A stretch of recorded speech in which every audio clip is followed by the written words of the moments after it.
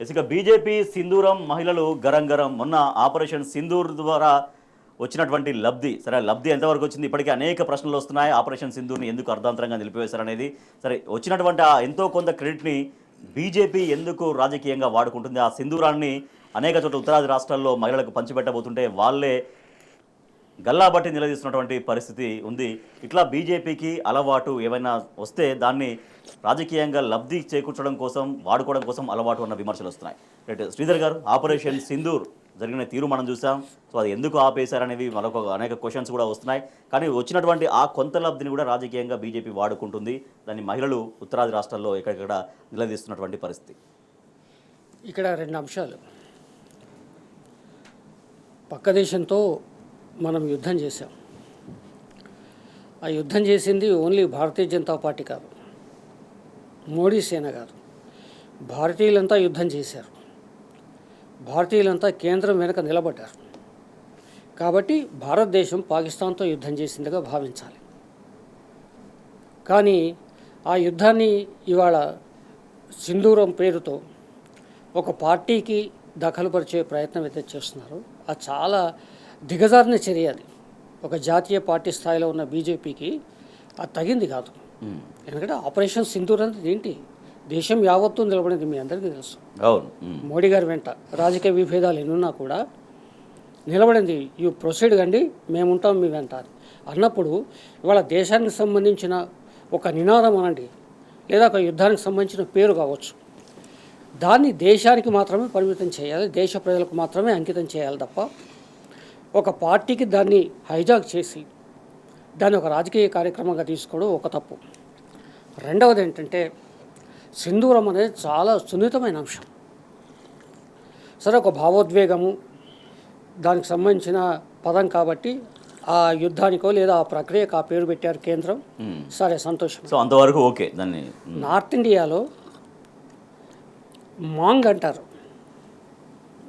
Mang అంటే ఈ పాపటలో కుంకుమ ధరించడం సౌత్ ఇండియాలో ఎట్లాగైతే మట్టిలు నల్ల పూసలు ఒక పెళ్ళైన మహిళకు సంబంధించిన గుర్తుగా భావిస్తారో పవిత్రంగా భావిస్తారో ఉత్తర భారతదేశంలో మాంగ్ అంటారు దాన్ని హిందీలో అంటే సింధూరం పాపటలో సింధూరం ఆ పాపటలో సింధూరం పెట్టే అర్హత కేవలం భర్తకు మాత్రమే ఉంటుంది ఎవ్వరికీ ఉండదు కానీ అంత సున్నితమైనది ఆ మాత్రం తెలుసుకోలేకుండా ఎందుకంటే భారతీయ జనతా పార్టీ అంతా మఠాధిపతులు సన్యాసులు వాళ్ళంతా ఉన్నారు కదా మరి వాళ్ళ సలహా తీసుకోలేదా ఏంటో తెలియదు కానీ అంత సున్నితమైన అంత భావోద్వేగంతో కూడుకున్న మహిళలు పవిత్రంగా భావించే కేవలం భర్తకు మాత్రమే అర్హత ఉన్న సింధూరం అనే ఈ కార్యక్రమాన్ని భారతీయ జనతా పార్టీ తనగా స్వీకరించి ఇంటింటికి సింధూరం పంచడం రైట్ ఇది చాలా ఎందుకంటే ఇది మహిళలకు అవమానకరమే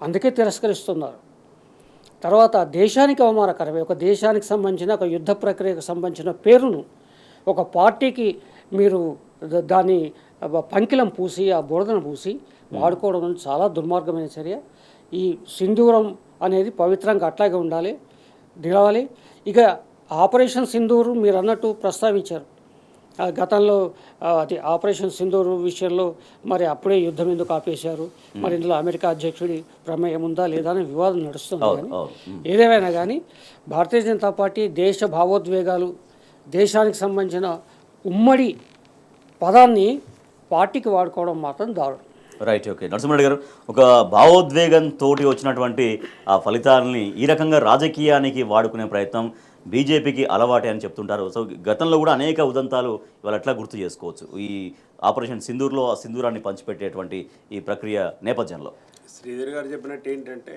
సైనికుల అమరత్వాన్ని సైనికుల ధైర్యాన్ని రాజకీయం కోసం వాడుకోవడం అనేది బీజేపీ గత 11 సంవత్సరాలుగా చేసిన సర్జికల్ స్ట్రైక్స్ విషయంలో అదే చేసినారు మామూలుగా అవి ఇంతకుముందు ఎట్లా కూడా బయట పెట్టి విషయాలు పెట్టి రాజకీయంగా వాడుకునేది లేదు ఇంతకుముందు కూడా చాలాసార్లు సర్జికల్ స్ట్రైక్ జరిగినాయి 2008లో జరిగినాయి చాలా ఘటనలన్నీ కూడా ఉన్నాయి మనం కాబట్టి రాజకీయంగా లబ్ధి పొందుదాము అంటే బెడ్సి కొట్టినాక కూడా ఇంకా సిగ్గురాట్లేదు బీజేపీకి మీరు అయోధ్య రామాలయానికి సంబంధించి ఇంటింటికి పోయి అక్షింతలా వంచినారు తలంబ్రాలు అయోధ్య ఎంపీ జనరల్ సీట్ అది సమాజ్వాదీ పార్టీ నుంచి ఒక దళిత అభ్యర్థి నిలబడితే మీ ఎంపీ గెలవలేడా?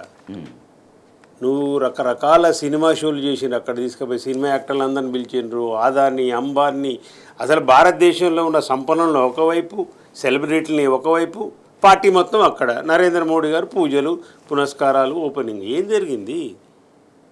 అయిపోయింది ఈ డ్రామా, బంద్ చేయండి మోడీ గారు. ఇక మీది అయిపోయింది, మీ శకం అయిపోయిందిగా. మీరు రాజకీయాల నుంచి తప్పుకోవడం బెటర్. మీరేదో ఇంకా ఏమో చేస్తామంటే అది కాదు. లాస్ట్ చివరి ప్రయత్నంగా ఇది చేస్తాం. ఇట్లాంటిది చాలా దుర్మార్గమైన విషయం. శ్రీధర్ గారు చెప్పలేకపోతే నీతి మాలిన చర్య ఇది. ఇంతకంటే ఎక్కువ లేదు ఇంకా చెప్పడానికి. ఎందుకు మోస్తారండి సింధూర్? దేనికోసం మోస్తావు? ఏం చేసినావు నువ్వు యుద్ధంలో చెప్పు? యుద్ధం ప్రకటించినావు దేశం మొత్తం రాజకీయాలకు అతీతంగా, ఇంక్లూడింగ్ చాలాసార్లు చెప్పినాను. ఎంఐఎం పార్టీ ఈ దేశంలో ఉన్న ముస్లింలు పాకిస్తాన్ ముర్దాబాద్ అని చెప్పి మసీదులకు వెళ్తున్నప్పుడు బ్లాక్ అది కట్టు ఇక్కడ పెట్టుకొని వెళ్ళినారు, నల్ల బ్యాడ్జ్ కూడా. దేశం మొత్తం కూడా యావత్తు ఉగ్రవాదానికి వ్యతిరేకంగా, ఉగ్రవాదానికి తావిస్తున్న పాకిస్తాన్ మీద సైనిక చర్య చేపడతామని మీరంటే మాకు డ్రిల్కు సహకరించారు, అన్నిటికీ సహకరించారు.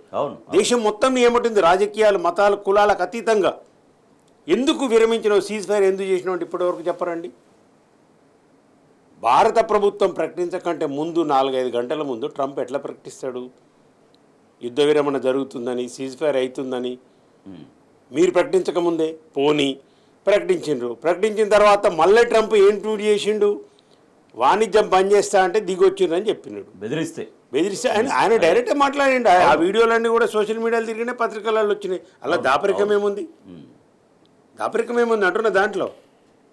మీరు ఇప్పటికి కూడా భారతదేశ ప్రజలకు మోడీ గారు ఒక బాధ్యతాయుతమైన ప్రధానంగా ఆయన ఫీల్ అయితే మాత్రము మీరు సీజ్ ఫైర్ ఎందుకు చేసినారో చెప్పండి. 26 మందిని చంపినారు.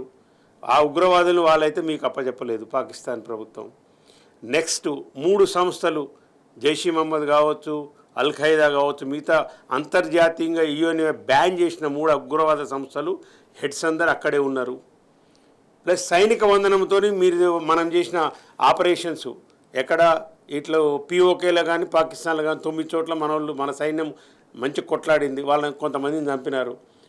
మసూద్ ఫ్యామిలీలో 14 మంది చనిపోయినారు. వాళ్ళకి 14 కోట్లు కూడా పాక్ ప్రభుత్వము ఇచ్చింది పారితోషికంగా. జరిగిన తర్వాత ఇప్పుడు మీరు పోనీ వాళ్ళు ఏమైనా పీఓకే అప్పచెప్పిండ్రా? పీఓకే అప్పచెప్పలేదు, ఉగ్రవాదులను అప్పచెప్పలేదు, వాళ్ళ 3 సంస్థల హెడ్లు ఏమన్నా అప్పచెప్పలేదు. మీరు ఇంతకు సీజ్ ఫైర్లో సాధించింది ఏంది? ఇంకా ఒకవైపు డాంబికం, పాక్ కాళ్ళ బేరానికి వచ్చింది. డీజీఎంఓ ఫోన్ చేసే పాక్ కాళ్ళ బేరానికి వచ్చిందంటే ఏంటండి? నాకు ఏమైనా పాక్ ప్రధాని కాదండి, పాక్ ప్రధాని మాట్లాడిండా నీతోని, నీ ప్రధానమంత్రితోని? ఏమైనా సైనికాధ్యక్షుడు ఉన్నారు. డీజీఎంఓ అంటే ఎవరు? మన ఈ మిలిటరీ ఆపరేషన్స్కి హెడ్. మిలిటరీ ఆపరేషన్ హెడ్ మాట్లాడినా అని అంటుర్రు. ఇప్పుడు ఎట్లుంది రాజేష్ గారు అంటే, యుద్ధం గురించి విమర్శిస్తే దేశద్రోహం. ఇప్పుడు మేము ఇట్లా మాట్లాడంగానే బయటకు వెళ్ళగానే ఓ నరసింహారెడ్డి దేశద్రోహి అని మీరు ట్రోల్ చేయొచ్చు కాక. కానీ ఈ పిచ్చేసి ఏంది అంటున్నా నేను అనేది. దేశ గౌరవాన్ని ఎక్కడ కాపాడుతున్నారు మీరు? దేశభక్తి అని అంగిలు చింపుకుంటోళ్ళు ఇలా దేశం యొక్క గౌరవం నిలబడ్డదా? అంతర్జాతీయంగా పోయిందా? ఇక దౌత్య విషయంలో ప్లాఫ్